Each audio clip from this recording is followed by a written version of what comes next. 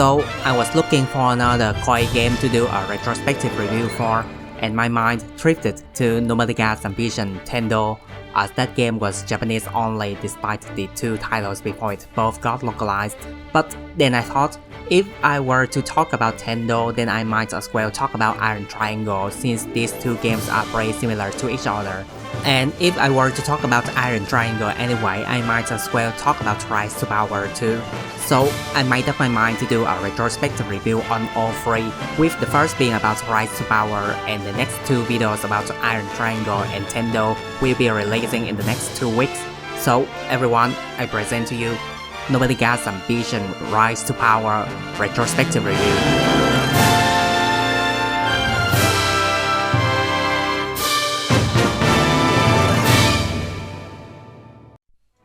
Originally released for Windows 98 Vista in 2003, the game later got ported to the PlayStation 2 in 2004. The Power Up Kit expansion for Windows originally was released 1 week before the release of the PS2 version of the base game, and then got repackaged for yet another PS2 version in 2005. And finally, the game came to Steam in 2016 as part of the Shibusawa Cold Archive bundle. Rise to Power is the 11th title of the Nobunaga's Ambition series and is rather important for a couple of reasons. The first reason being that it's the first title to be released in English after a long absence since the release of Lord of Darkness way back in 1990. It did take like 5 years after the initial Japanese release, and the English version was just the base PS2 version without the expansion. But hey, it's something. The official reason for its sudden English localization is unknown, but I imagine the decision was influenced by the massive success of the first Samurai Warriors title, which in itself was influenced by the massive success of the Dynasty Warriors series back then. The second reason as to why the game was important was that it's the title to completely revamp all of the officer portraits since Retrospective in 1999. A little bit of context here. Since Retrospective, most of the minor officers reuse their portraits or only have some polishing here and there, and the Retrospective portraits themselves are refinements of portraits from even earlier titles dating back to even Howden in 1992. So being able to see officers with brand new looks was a sight for sore eyes for fans of the series back then. That said though, drawing up brand new portraits for every single officer the series have ever had was no small task, so the number of officers available in the game was massively cut down from the number of 1500 that the previous title had to just over 1000, which is still a lot, mind you. But even then, when the game was first released, many officers had to share literally the same portrait with one another, which led to outcries from fans and forced Koei to release a patch to deliver unique portraits for every officer in the game. Truth be told, I'm kinda curious to see just how bad the portrait sharing was, but the game version that you could find nowadays, either the old PS2 version or the more accessible Steam version, already had the shared portrait issue patched out. But if you know where to look, you could still see traces of the old shared portraits issue, like portraits that look like that of the same character just drawn with different angles, or portraits that just have slight paint over. And perhaps to avoid this issue from ever resurfacing again, most of the portraits from Rise to Power have been reused to this very date, over 20 years after the game was released. That's pretty sad, not gonna lie. But anyway, the third and final reason as to why the game was important was that it was the first to completely transition to the realm of 3D. The series has had 3D models since Soutenroku, the game that predates Rise to Power, and real-time combat has been in the game since Ranseiki, the game before Soutenroku, but Rise to Power is the first to go all in on the 3D aspect, giving the player total control over the camera, which not only serves the purpose of giving the player better view of the battlefield, but also allows them to be able to observe 3D models of all the facilities they could build in the castle town, as well as the castle itself, which has a surprisingly large amount of variety considering this was Koei's first venture into the realm of full 3D game. In comparison, Nobunaga's Ambition's younger sister series, Romance of the Three Kingdoms, doesn't see the transition to 3D until its 11th title in 2006, and even then the models for the facilities there are a tad more limiting in comparison. And because of these leaps forward in the graphics department, when Rise to Power first released for the Windows, its system requirement was rather demanding and made many fans unable to play it. This, combined with the portrait sharing issue I mentioned previously, and some gameplay issues that I will go into details a bit later, made Rise to Power a bit of a black sheep in the series, at least for its original version of later updates, and the power-up kit version did went on to fix a fair share of its problems.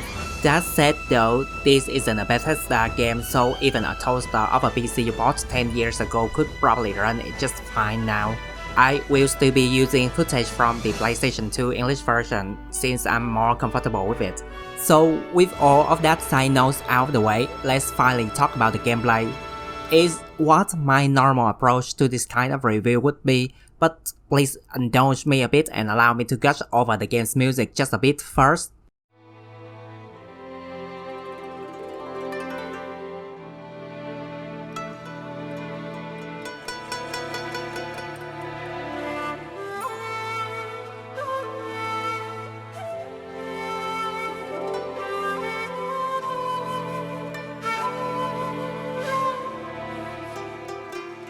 Rise to Power is not my favorite Nobunaga's Ambition game, but its music has a special place in my heart. The music of the game was composed by Yamashita Kosuke, who was the main composer for the Nobunaga's Ambition series from Soutenroku up until Tendou. The only other two video games that he did main composing for was Koei's Ishin no Arashi Pakumatsu Shishiden and Monolith Soft's Xenosaga 1 and 2, not to be confused with Xenosaga Episode 1 and Episode 2. But he was very active in the drama and anime scenes, with his latest work being the soundtrack for Dragon Ball Daima. Even when I first played this game almost 20 years ago, I could feel a sense of nostalgia listening to its music. The introduction to each scenario, which I copied at the start of this video, is pretty bombastic and attention-catching and all, but for most of the songs, each movement of the melodies carries such a heavy weight of emptiness and longing, as if reminding one of a period of time long forgotten. And now that so much time has passed since I first played the game, listening to its OST once more struck the very core of my heart.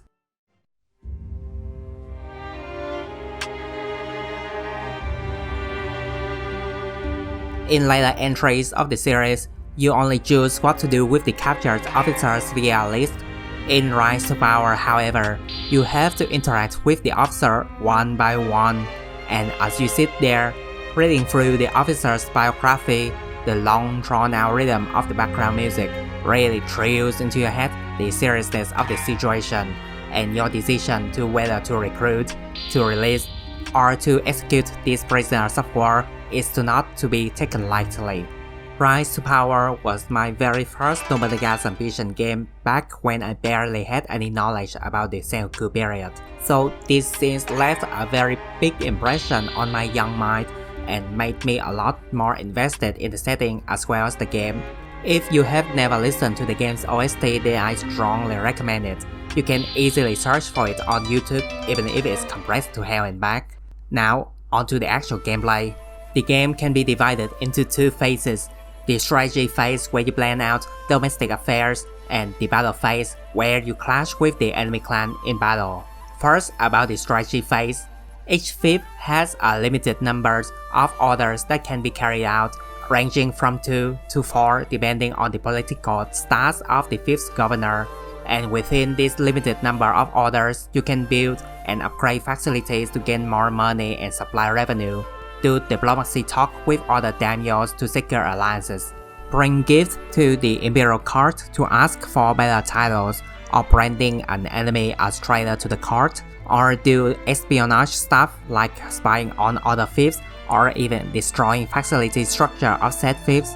Unique to Rise to Power is the system that allows you to build facilities almost anywhere you want within the fief, though how well a facility can operate depends on where it was built on, and some facilities can only be built after you have reached certain daimyo ranks or have conquered the fifth with the right resources, so there's plenty to strategize instead of it just being a sandbox for you to do whatever you want.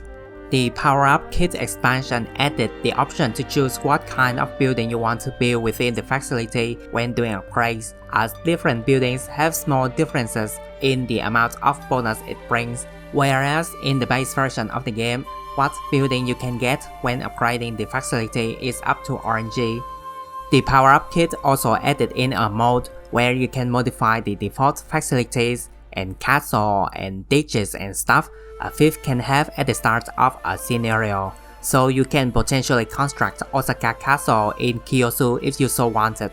It's pretty fun if a bit cumbersome having to navigate all these menus. Shame that the PS2 English release didn't come with this feature. Just a little bit earlier, I said that the game has a bit of gameplay issues, remember? Here we can see a few of those rearing its ugly heads. 1 year in the game is 8 turns, with one turn being a sort of season, with there being New Year, Spring, Monsoon, Summer, Harvest, Autumn, Winter, and Midwinter. And within these seasons, you can only receive your yearly gold revenue at New Year and harvest supplies at, well, Harvest. So a lot of time you might have to skip turns to get to New Year just because you run out of money in the middle of the year. I do remember this being a problem, but only when I replayed this game did I realize just how rampant the issue really is. You can somewhat remedy this by setting up checkpoints to gather a small amount of money from travelers every turn, but doing this lowers the fifth's loyalty and public order, so you end up needing to waste an order raising the fifth's loyalty every couple of turns anyway.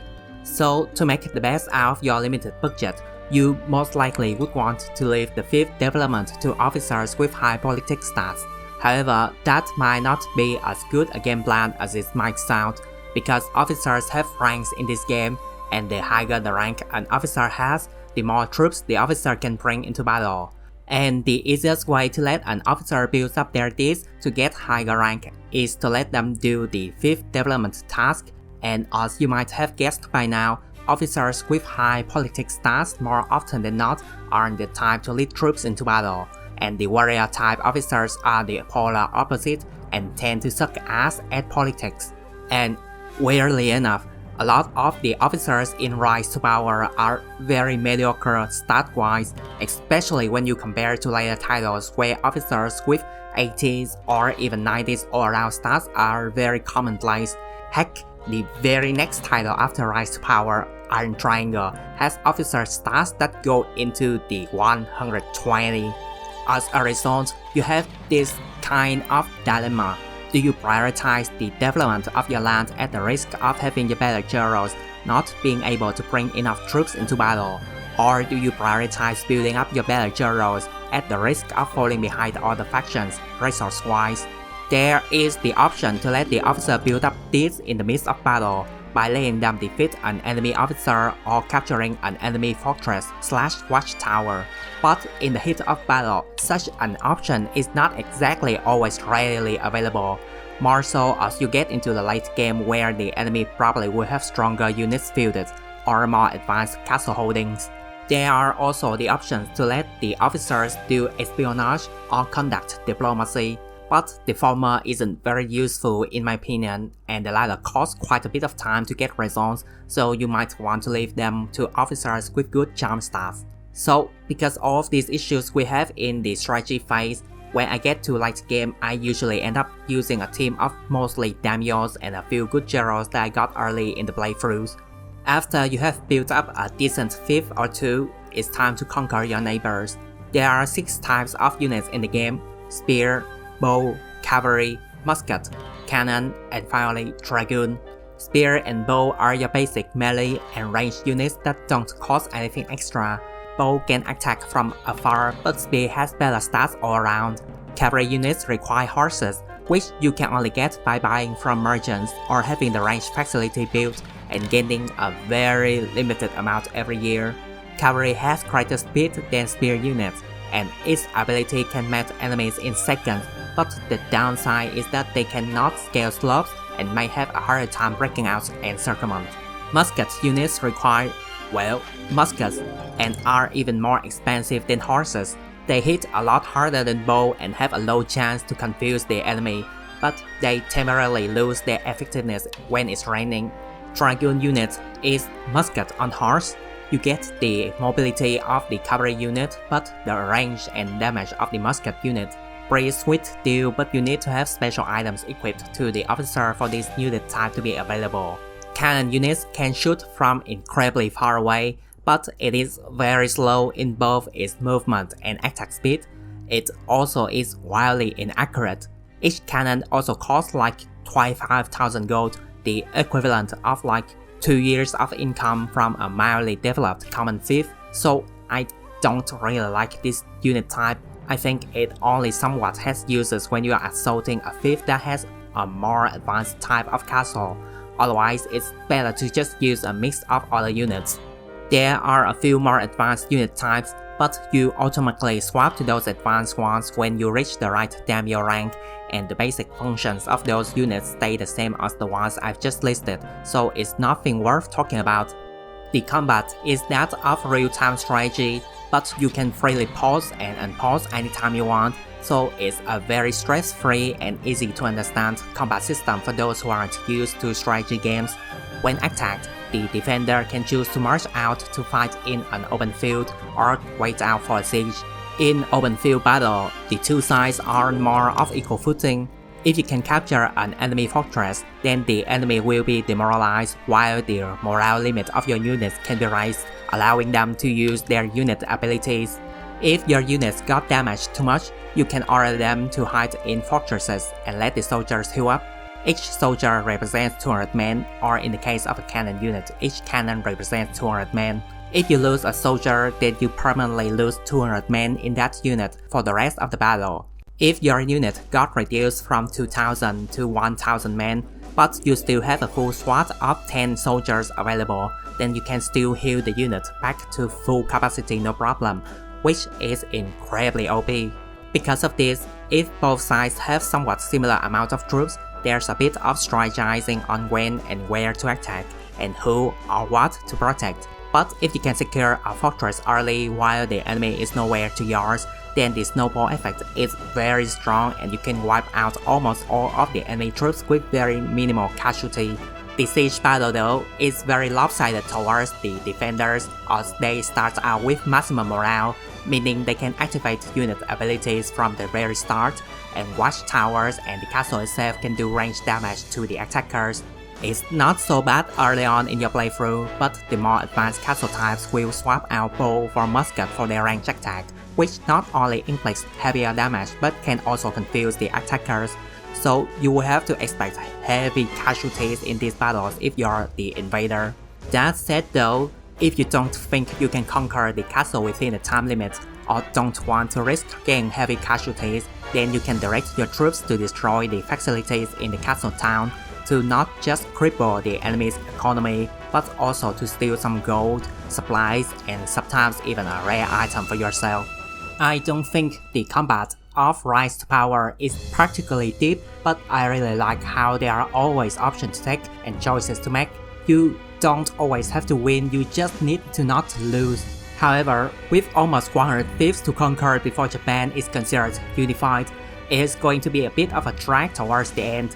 Though, thankfully, once you reach the daimyo rank of Conqueror, you can challenge another Conqueror daimyo to Ketsen, a massive battle where each side sends out the daimyo and 11 other castle lords, all supplied with maximum amount of troops to their units and duke their hearts out.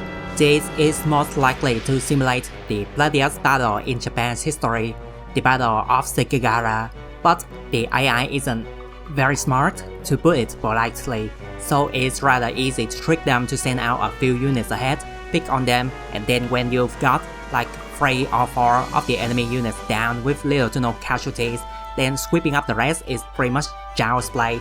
So in reality it's more of Komaki Nagakute rather than Sekigahara if anything. Anyway, whoever ends up the victor will absorb the majority of the loser's land, and the loser instantly becomes a vassal house to the victor, which can shave off a good chunk of time mowing down the fiefs one by one. Though it could potentially lock you out of the best ending events as it requires you to have every fief in the land under control. Speaking of events, the game leans more on the hypothetical scenarios this time around, as some events present you with choices to take. One choice leads to the historical outcome while the other leads to something fictional, which could either be good or bad down the line. Like at the beginning of the 1551 scenario, Nobunaga has the historical event where he attends his father's funeral, and the game will ask if you want to change to a proper outfit or not. If you refuse to change like how history went, then one of Nobunaga's officers, Hirate Masahide, will commit seppuku a few years later. If you do choose to change, however, then Nobunaga's brother, Nobukatsu, will feel threatened by Nobunaga's presence and runs off with his most trusted general, Shibata Katsuie. There are also a few events that are pretty out there, like when you reach the daimyo rank of Conqueror, you might get an event where a nearby major clan vassalizes other smaller clans in your vicinity to threaten your power. Or if you grow to have too many vassal clans under your wing, then another clan can just straight up absorb them to become the next powerhouse to oppose your rule. As a kid, I replayed the game so many times because I wanted to see just what all the crazy fictional events the game has in store.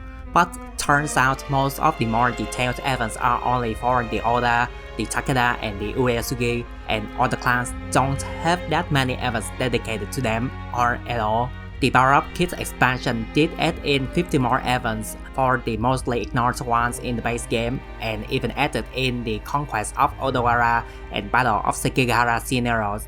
Not just that, it also has a Battle Trial mode, which is sort of a challenge mode where you participate in and try to win historical events.